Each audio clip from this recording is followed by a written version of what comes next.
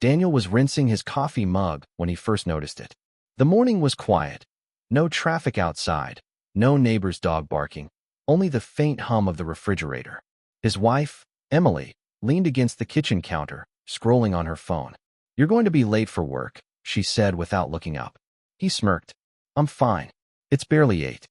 She set her phone down, met his eyes, and said again, in the exact same tone, down to the inflection, "You're going to be late for work."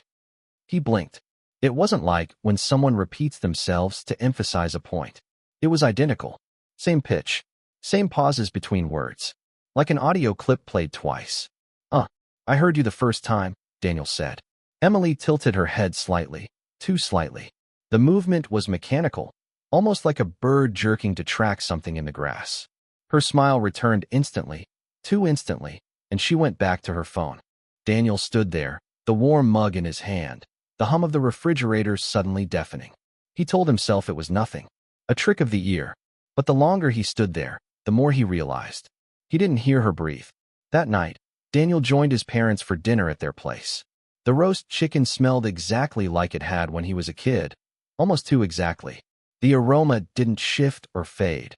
It hung in the air like a photograph of a smell. His mother poured him a glass of wine, her hands steady, almost unnaturally so. "How's work?" she asked, smiling warmly. He told her about a new project, about the deadlines, the late nights. She nodded in the right places, laughed at the right moments. But there was something off. Every reaction was precisely on cue, like an actor nailing the same scene in take after take. Then it happened again. His father, carving the chicken, said, "You should come by more often." Daniel smiled. "I know, I've been meaning to."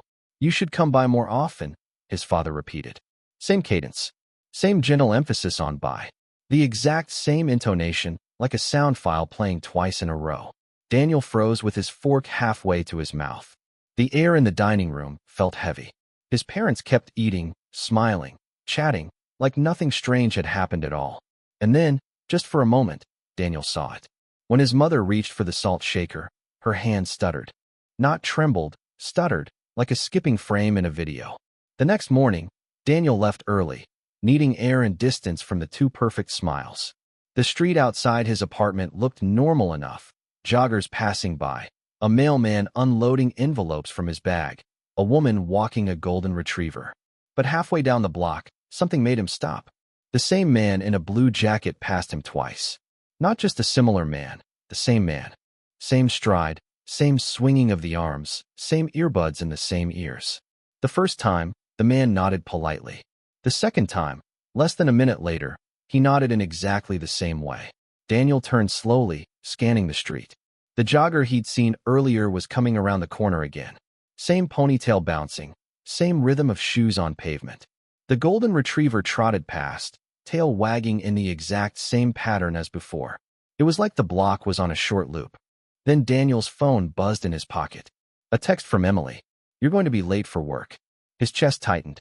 He glanced back at the street and saw all of them stop moving at once. The mailman, the jogger, the man in the blue jacket, even the dog, frozen mid-step, mid-breath. It lasted only a second, but when they resumed, their movements were flawless again. Too flawless. Daniel tried to shake it off by burying himself in work. The office was its usual hum of keyboards and printers, the smell of burnt coffee drifting from the break room. At first, it was normal. People typing, phones ringing, casual chatter. Then he noticed Hannah, the receptionist, greeting a visitor. "Good morning. How can I help you?" she said with a pleasant smile. The visitor replied, but Daniel didn't hear the words. He was watching Hannah. Her lips moved perfectly, her smile locked in place. But her eyes, they weren't blinking. Not once. 30 seconds. 40. A full minute. Then the copier near Daniel's desk began to spit out pages on its own. The same document, over and over. For lines of text. Each one read, "System calibrating, please stand by." Daniel looked around. No one seemed to notice. Or care. Then he caught sight of Kevin from accounting. Kevin was sipping from a water bottle, but his hand paused midair. Not shaking, not trembling, just stuck. Like a paused video. His face was locked in mid-swallow. After 3 full seconds, Kevin's hand completed the motion as if nothing had happened. He gave Daniel a friendly wave. And that's when Daniel heard it. Low, faint, but real. A hiss, like static from an untuned radio, somewhere deep in the room. It stopped the moment Kevin sat down. By lunch, Daniel couldn't stop thinking about the glitches. If this was all in his head, he needed proof, something undeniable. He found his moment in the break room. Hannah, the receptionist, was pouring coffee, humming softly to herself. Daniel walked in, grabbed a cup, and without warning said, "Do you remember the time we went skydiving together?" They had never gone skydiving. Hannah froze mid-pour. The coffee kept streaming into her mug, rising to the very brim, but her eyes stared straight ahead, unblinking. Then, after exactly 3 seconds, she blinked once, too slowly, and said, "I don't believe I've gone skydiving before." It wasn't just the words. It was the hesitation, the tiny stutter on "I've." Like she'd had to fetch the line from somewhere far away. Daniel's pulse was pounding. "Sure you have," he pressed. "You wore that neon green jumpsuit. Remember?" Her smile flickered. Not faded, flickered, like a light bulb struggling for power. Then she laughed in a perfectly normal tone and said, "You're going to be late for work." Daniel's coffee cup slipped in his hand. That was Emily's line, word for word. And it hit him. They weren't just repeating themselves. They were sharing the same lines. That night, Daniel decided to push harder. If they were reading from some shared script, maybe he could force them off it completely. Emily was on the couch, flipping through a magazine. The TV was on, but the sound was low, some sitcom laugh track playing in the background. Daniel sat beside her, his voice casual. "Hey, did you hear about the explosion downtown? They're saying half the block's gone." There was no explosion. It was bait. Emily's eyes stayed on the magazine. "That's terrible," she said, exactly the way someone should. But her hand, resting on the page, started to tremble. No, not tremble. It was vibrating. A tiny, rapid, almost mechanical shiver. Daniel leaned closer. "They say there's no survivors." Her head snapped toward him so fast it made his stomach lurch. Her smile was wide, too wide. "That's terrible," she repeated, same pitch, same spacing between the words, but her eyes weren't focused on him. They were fixed just past his shoulder. He turned, but there was nothing behind him. When he looked back, she was flipping the page as if nothing had happened. Then, from somewhere deep in the house, he heard the same low hiss of static he'd heard at work. Longer this time. Closer. The sound was faint but steady now, a thin electrical hiss threading through the quiet house. Daniel stood slowly. Emily didn't look up from her magazine, though he was certain she could hear it too. He followed the sound down the hall, each step making the hairs on his arms lift. It was coming from the guest room, the one they barely used. The door was half open. Inside, the blinds were drawn, and the air was stale, unmoving. The static was louder here, seeping from somewhere behind the closet door. Daniel reached for the handle, heart hammering. When he pulled it open, he expected boxes, old coats, something normal. Instead, the entire back wall of the closet was gone. In its place was a panel, sleek, metallic, glowing faintly with shifting lines of pale green light. They weren't random patterns. They were pulses, rising and falling in sync with the hiss. As he leaned closer, a section of the panel flickered and showed, just for an instant, a perfect, still image of his living room. Emily was sitting exactly where he'd left her, flipping the magazine. But her face wasn't right.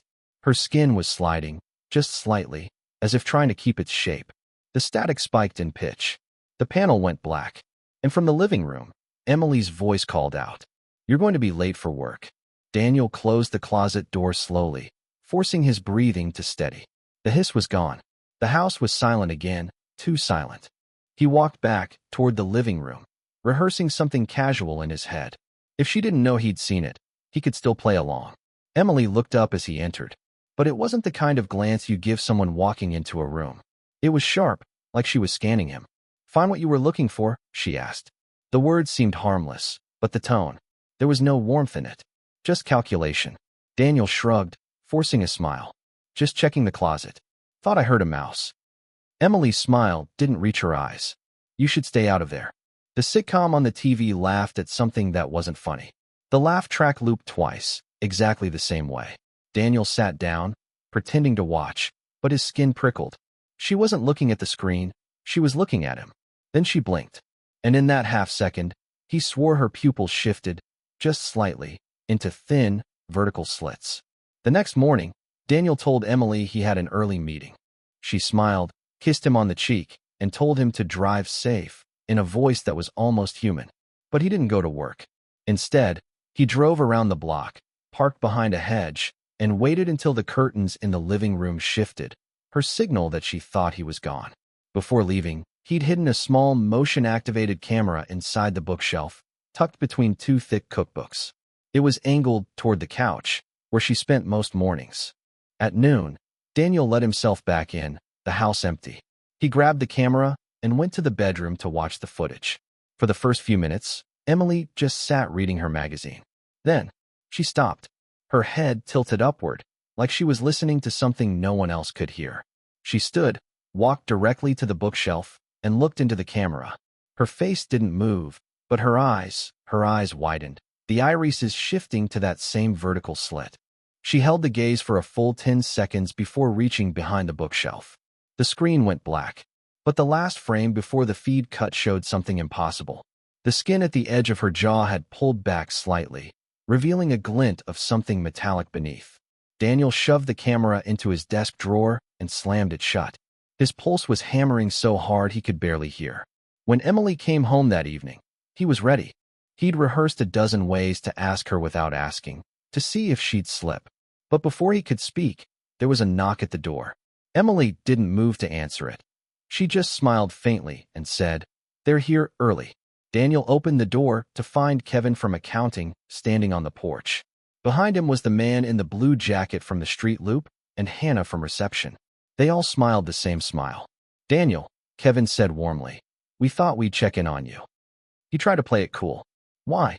"Because," Hannah said, her head tilting with that bird-like precision, "we've noticed you've been curious." The three of them stepped inside, without waiting for an invitation. Their movements were smooth, too smooth, synchronized, like dancers who'd practiced together for years. Emily closed the door behind them and locked it. Daniel backed toward the kitchen. "What is this? Who are you?" The man in the blue jacket's smile didn't falter. "We're your friends, Daniel. Your family. We've always been here." And as they stood there, all four of them, their eyes began to change, one by one, into narrow, glimmering slits. Daniel's back hit the counter. The four of them stood in the living room, perfectly still, perfectly calm, until Kevin moved. It wasn't a step. It was a shift, like his body skipped frames. One instant he was at the doorway. The next he was 2 feet closer, his head cocked in an unnatural angle. Emily was the first to let it slip. Her skin seemed to relax, but not in a human way. More like it deflated, loosening over something leaner and sharper beneath. Her jawline stretched slightly longer, her cheekbones sharpening until her face looked like a mask that had been molded wrong. Then Hannah's mouth widened. The corners crept too far, revealing teeth that were too uniform, too bright, and somehow too many. The man in the blue jacket stepped forward, his hands twitching in small, rapid bursts, resetting positions every fraction of a second. Daniel felt his legs locking up. Not from fear. No, this was something else. A heaviness, like the air itself had thickened around him. Emily tilted her head the way she had that morning in the kitchen. "Stop looking for what's not meant for you," she said. The words were wrong, not in meaning, but in the way her voice overlapped with Kevin's, Hannah's, and the man's. 4 voices, 1 sentence. And the static began again, filling the room. The hiss swelled until it felt like it was vibrating inside Daniel's skull. He tried to move, his hands, his legs, but the air was thick and heavy, as if it had congealed around him. Kevin was closest now. His smile never changed, but his pupils flickered between round and vertical, like a faulty lens struggling to focus. Hannah's too wide grin seemed to stretch with each step she took toward him, the skin around her mouth pulling like warm wax. Daniel forced his arms to move, inch by inch, until his fingers found the edge of a ceramic coffee mug on the counter. With a burst of panic-fueled strength, he hurled it at the floor. The shattering sound was like a gunshot in the small space. The static cut off. The 4 of them froze mid-step, mid-breath, their heads jerking ever so slightly, as if buffering. Daniel bolted for the hallway, heart pounding, feet hammering against the hardwood. He didn't know where he was going, only away. Behind him, He heard the sound of movement again. Not running, not walking, shifting, like they were skipping through space in short, impossible bursts.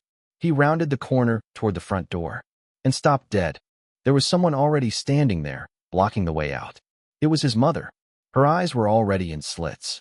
Daniel stumbled back from the door, his mother's slitted eyes tracking him with slow, deliberate precision. She didn't move toward him. She didn't have to. Because behind her, through the front window, he saw the street. Every neighbor he knew. Mr. Klein watering his roses, the jogger with the ponytail, the kids on their bikes.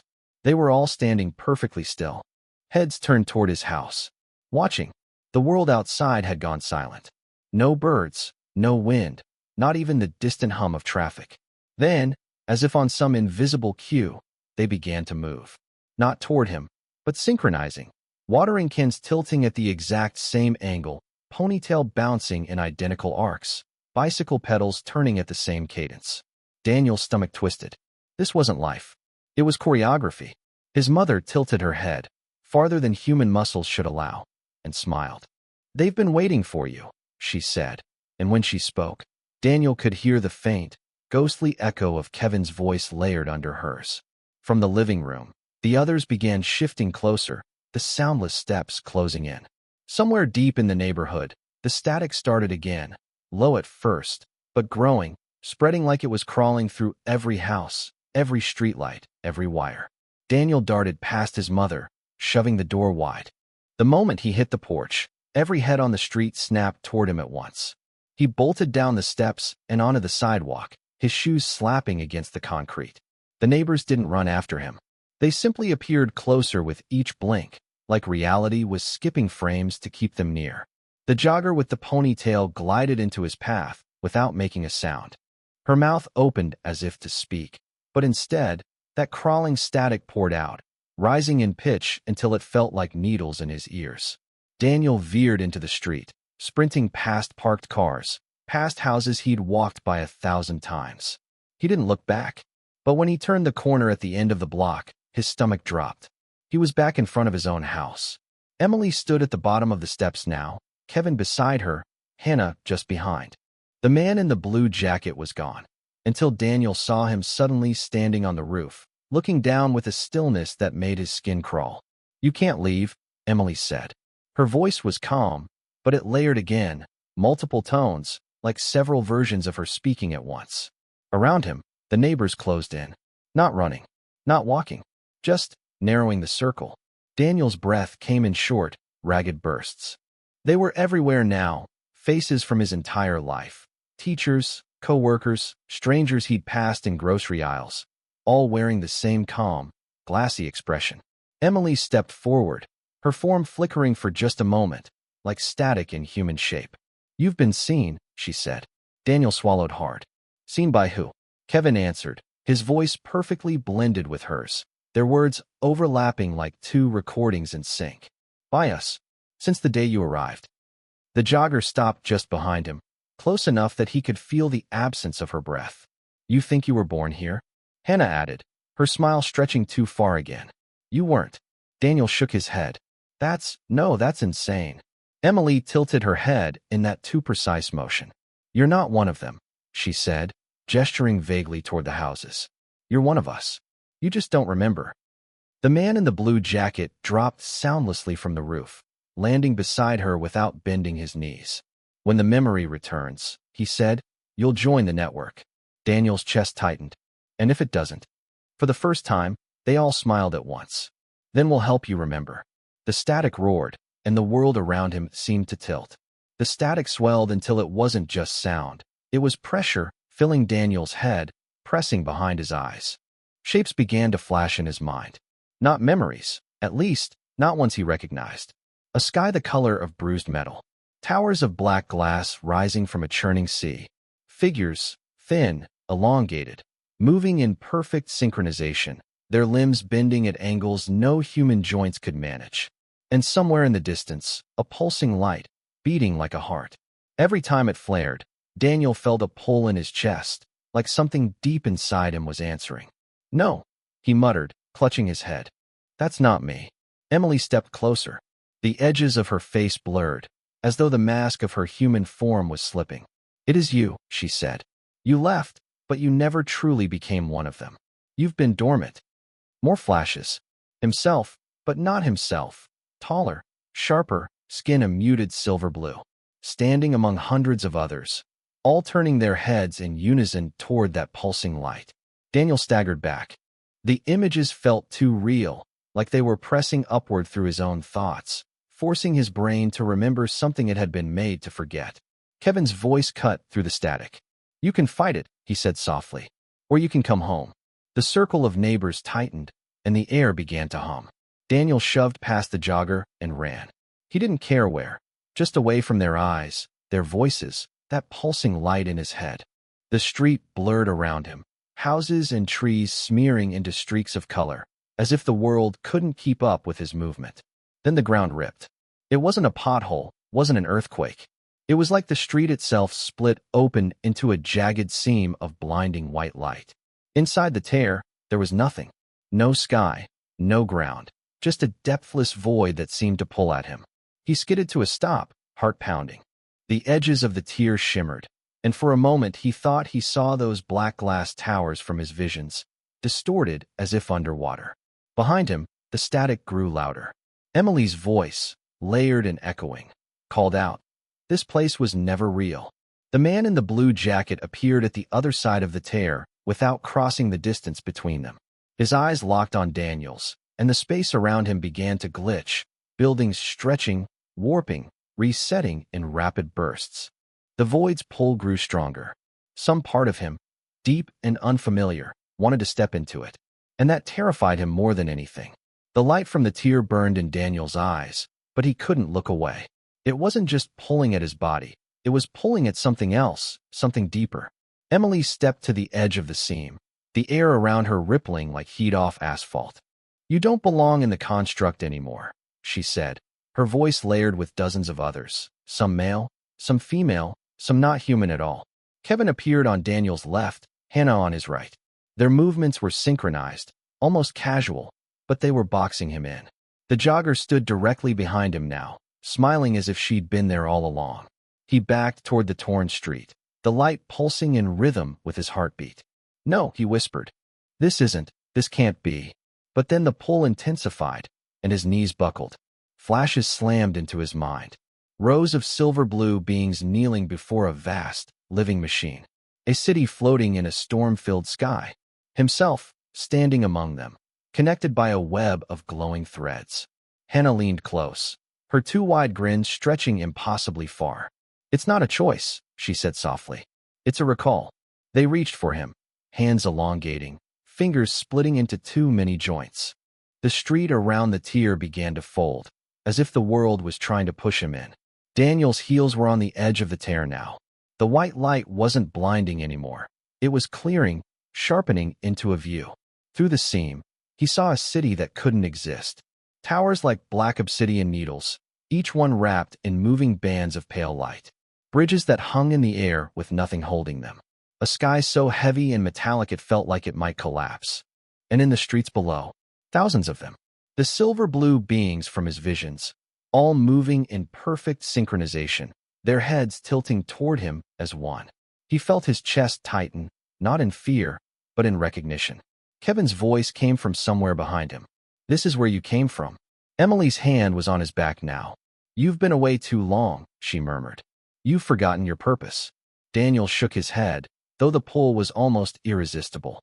The figures on the other side began to raise their arms in unison, palms glowing faintly. For a moment, he thought he saw one of them, taller than the rest, step forward. Its face was his. The world around him warped again, the human neighborhood shuddering like a bad signal. One more push and he'd fall through. Emily's hand pressed harder against his back.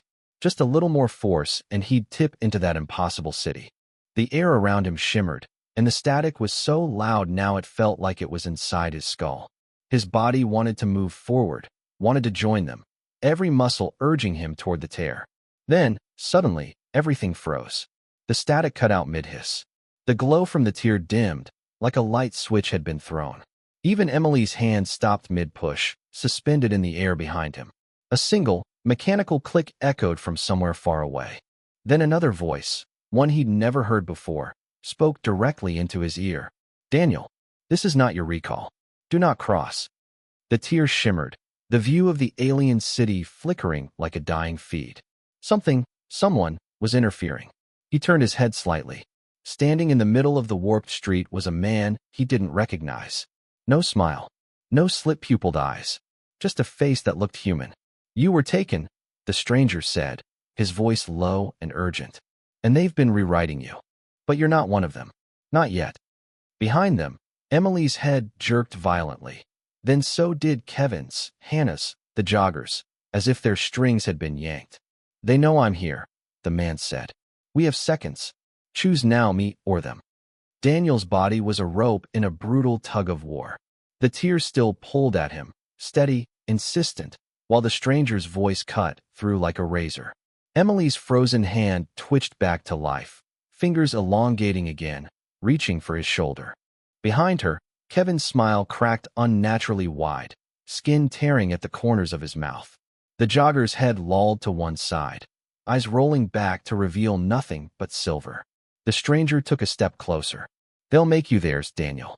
And once you cross, there's no coming back. A fresh wave of static surged from the tear, so loud it rattled the air. The figures in the alien city began to move again, arms raised, palms glowing brighter. The one with his face was still at the front, and now it was speaking. Though he couldn't hear the words, he felt them vibrating in his bones. You were one of us, Emily said, her voice now split into hundreds of layers. You only think you're human because we allowed it. The stranger reached out a hand. I can shut the construct down, but you have to trust me, right now. Daniel's pulse pounded in his ears. One step forward, and he was gone. One step back, and he might never know if they were telling the truth. The world shuddered, the tear widening. Both hands, Emily's and the stranger's, waited for him to choose. Daniel's mind screamed in two directions. The tear's pull was now a physical force, like a current dragging him into deep water. Emily's claws, because they were claws now, hovered inches from his shoulder. And the stranger's hand was still there, steady, human, unblinking. Daniel moved. Not forward, not back, sideways. He dropped low and rolled across the cracked asphalt, out of Emily's reach and away from the tear. The sudden movement broke their perfect symmetry. Kevin and Hannah twitched in delayed, jagged motions, like programs struggling to keep up with corrupted data. The stranger shouted, "Good move," and slammed his palm to the ground. The entire street rippled like liquid. The tear convulsed, its white light flickering through shades of black, then deep red. The view of the alien city stuttered, breaking into blocks of fractured imagery before snapping to pure static. Emily screamed, not in a human voice, but in a sharp, metallic screech that made Daniel's teeth ache. The neighbors joined in, their forms glitching, skin flickering between human and that silver-blue alien frame. You've broken the sink, the stranger yelled. But it won't hold, run. Daniel didn't need telling twice. He bolted down the shifting street, hearing the screeches twist into something faster, closer. And then, ahead of him, the world began to fold in on itself. The folding street was like watching paper crumple in slow motion, buildings twisting inward, trees bending into impossible curves, the sky itself wrinkling like fabric. Daniel kept running, but the edges of the world were closing fast. Through the collapsing gaps, he saw it. Not another neighborhood, not a city, but a vast, black expanse. It wasn't empty. Floating in the darkness were colossal structures, rings within rings, each turning at a different speed, covered in pulsing lights. Thin threads of blue energy connected them, stretching out into infinity. And beyond them, things moved. Enormous shapes with too many limbs, gliding soundlessly between the rings, each one the size of a skyscraper. Their skin shimmered like oil in the dark, and even from a distance, Daniel felt their attention brush against him like a cold wind. The stranger caught up to him, grabbing his arm. That's the real world, he said, breathless. You've never been in the human one. The ground buckled beneath them, sending Daniel sprawling. He looked up and saw Emily and the others closing the gap, their bodies flickering faster now, forms half glitched and half exposed. They're not letting you go back, the stranger warned. If they pull you out now, you'll wake up on their side. The folding world gave one final shudder and split wide open. The collapse hit like a wave, swallowing light, sound, and thought all at once. Daniel felt himself fall, not through air, but through data, as if every part of him was being read, dismantled, and rebuilt in motion. When the brightness faded, he was lying on something cold and metallic. His breath echoed in the space, too loud, too alone. Slowly, he sat up. The room was enormous. Curved walls made of that same black glass he'd seen in his visions, glowing veins of pale blue light crawling across the surface. He wasn't wearing his own clothes anymore. A fitted, seamless suit covered him from neck to ankles, the same silver-blue shade as the beings in the city. And then he saw them. Four figures stood in a semicircle around him. Their faces were identical to his, down to the smallest detail, but their eyes were vertical slits. "You've been restored," one of them said, though their mouths didn't move. The voice was inside his head. Daniel staggered to his feet. "I'm not." "You are," another one interrupted. "You were placed in the simulation to observe, but you began to adapt. Forget. That is no longer permitted." A ripple of motion passed through them, like they were all breathing in sync. And from somewhere far away, he heard Emily's voice, faint but clear. "Come back, Daniel." Daniel's pulse thundered in his ears. The four identical figures stepped closer, their movements perfectly mirrored. "You were never one of them," the first said. "You were never one of us," said the second. The words didn't make sense until the third added, "You were the test." Images slammed into his head. Scenes from the neighborhood, the office, Emily's too perfect smile. All not just a disguise, but a construct built for him. Every face, every voice, every glitch had been a response to his behavior, a way to measure something. The fourth figure spoke, its voice lower than the rest. They wanted to see which way you would turn. Toward them. It gestured toward the vast alien city visible through a high, curved window. Or toward us. Daniel stared. "You're not the ones who built it." "No," they said together. "We intercepted you. Moments before recall." He stepped back toward the window. Far below, he could see the rings, the colossal shapes moving between them. And there, standing at the center of one ring, was Emily. Her eyes found his instantly, even at that impossible distance. And she smiled. The four figures turned to him. "Choose," they said. "Them or us." But deep in his chest, something strange happened. A third pull. Not to them. Not to her. To somewhere else entirely. And in that moment, Daniel finally understood. There was never just two sides. The test had only just begun.